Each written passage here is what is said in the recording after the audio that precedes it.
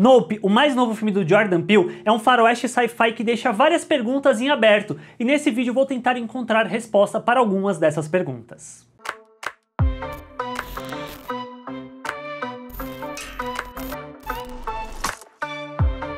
1. O ser nas nuvens. Durante o filme, os personagens e a gente, por consequência, acaba descobrindo que existe algo rondando o rancho dos Haywood. O que a princípio eles acreditam ser um disco voador, na verdade revela-se ser um ser vivo, um organismo que se esconde nas nuvens. E tem até a questão deles falarem que não é um UFO, que é um objeto voador não identificado, e sim um UAP, que seria tipo um fenômeno aéreo não identificado, o que já dá o indício de que não é exatamente um objeto, uma nave no caso, e sim um ser vivo. Esse alien surge ali naquela região quando o pai do O.J. morre com os objetos que o próprio alien, ao qual eles dão o nome depois de Jean Jacket, acaba expelindo. Isso já mostra que antes de chegar ali, aquela criatura já havia consumido pessoas também. O filme nunca explica o que é ou de onde veio aquela criatura, mas deixa possível algumas interpretações acerca dela, principalmente em torno do comportamento, que dá para ter a leitura de que ele é um predador territorial, já que ele vai para aquele rancho ali dos Haywood e toma aquilo como um local dele, e ele não gosta de ser encarado ou de ser desafiado. Isso acaba se ligando também com os registros que o Antlers lá, o cinegrafista, está vendo num determinado momento do filme, que são predadores brigando, mas também em um outro momento do filme que você vê lá que ele meio que joga o sangue na casa dos Haywood, como se ele tivesse de alguma forma marcando o território. E o Jean Jacket, esse alien, ele é uma mistura um pouco de Tubarão do Spielberg, de ser um ser que se esconde e ataca, com um design de criatura que remete aos anjos de Evangelion, sobretudo o Sarakiel, quando ele assume a sua verdadeira forma, mas também tem um pouco de criaturas marinhas, como lulas, polvos, água-viva, que um professor de uma faculdade, uma universidade nos Estados Unidos, serviu como consultor no design dessa criatura. Esse professor já havia estudado esses animais no passado, que é o John O'Dabery. 2. Rick Jupp Park. O personagem interpretado pelo Steve Yeun também é carregado de mistérios muito em torno da sua infância, quando ele participava de uma sitcom, de um programa de televisão,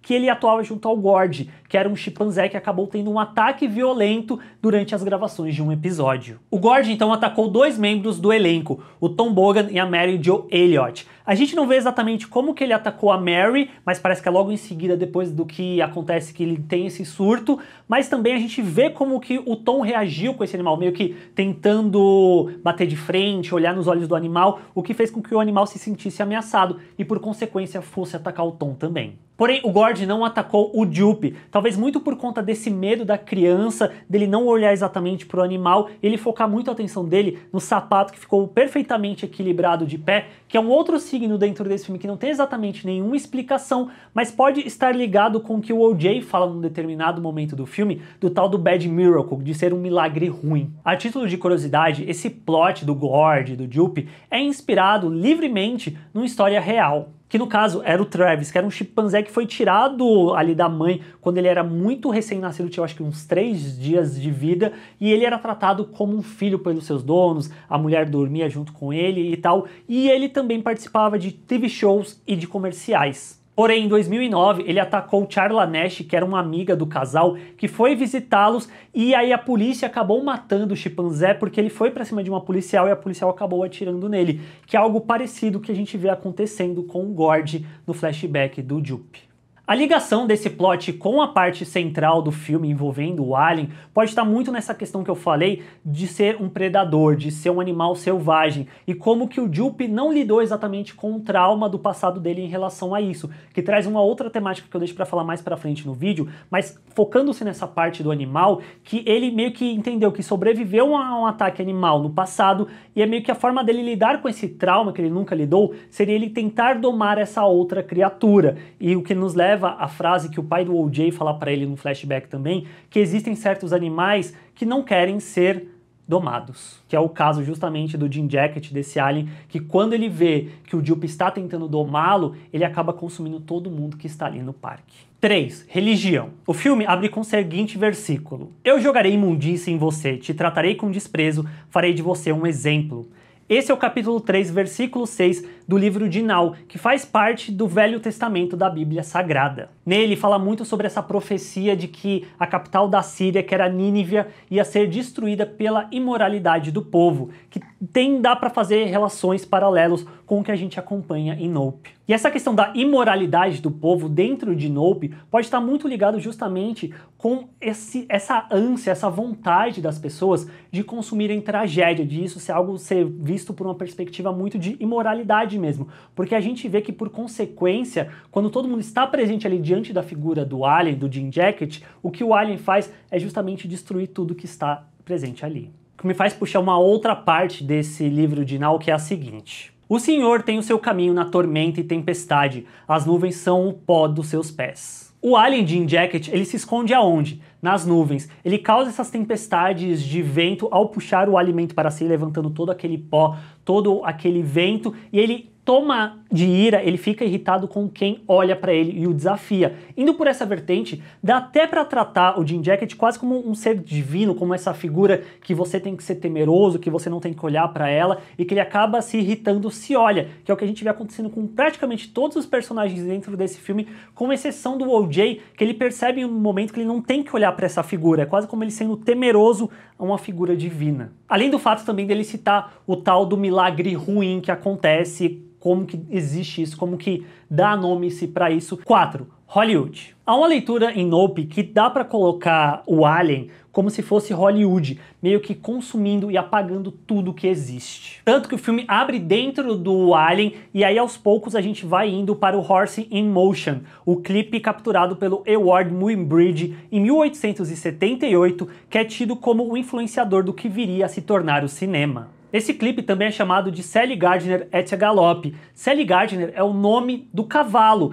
e o nome do jockey, por mais que tenha alguns nomes no IMDb, pelo que eu pesquisei, não é exatamente o nome verdadeiro. Eles tentaram encontrar quem era o tal jockey, mas nunca encontraram. Então a história lembra-se muito mais, e o cinema de uma forma geral, do homem que capturou a imagem e do cavalo, e não o nome do jockey negro, que é o que o Jordan Peele puxa para dentro da sua narrativa ao colocar o O.J. e a Em como descendentes desse homem. Ou seja, os negros estão presentes desde os primórdios do cinema, mas têm as suas histórias apagadas constantemente. Ainda sobre o apagamento, há essa sutil questão envolvendo como Hollywood retratava o Velho Oeste com os cowboys, sempre brancos e tal, enquanto que de uma forma sutil dá para colocar a figura do O.J. como o Jordan Peele criando o seu homem sem nome, que é o personagem marcado na história do cinema, interpretado pelo Clint Eastwood, porque dá para sentir paralelos entre os personagens do O.J. ser esse cara fechado, de poucas palavras, e a imagem final do filme, que é justamente ele montado no cavalo tendo sobrevivido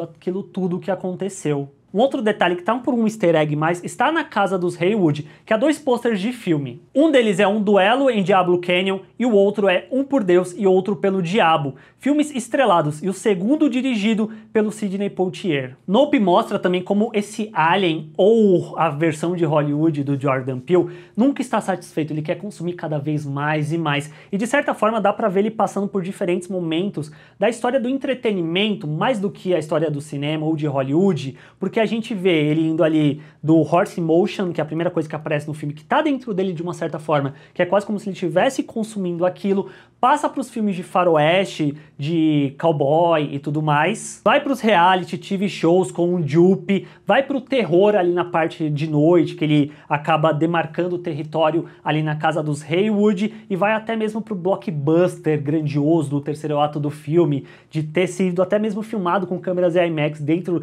da própria história dentro do filme, do O.J. tentando conseguir fazer com que eles capturem um frame, o Oprah shot desse tal Alien. 5. O espetáculo e a busca por fama. Por fim, temos a condição humana dessa busca, dessa curiosidade por um espetáculo, que quase sempre é um espetáculo violento. Temos isso com o Jupe, nesse sentido dele buscar essa fama constantemente e muitas vezes ficando preso ao passado, tentando reviver essa fama, seja com um parque de diversões ou o parque ali temático dele, que remete a um personagem que ele interpretou quando criança, ou então a mobília que ele tem guardada numa sala secreta, que envolve toda a tragédia lá do TV show, da sitcom do Gord, e que pessoas pagam para ir ver, para passar a noite ali dentro. Ele guarda aquelas mobílias, seja o sapato, seja a capa da revista Mad, ou ele mesmo citando o sketch do SNL, né, para falar o que foi que aconteceu naquele momento, ou essa tentativa recente dele de ele tentar conquistar uma fama, seja com reality show envolvendo a família,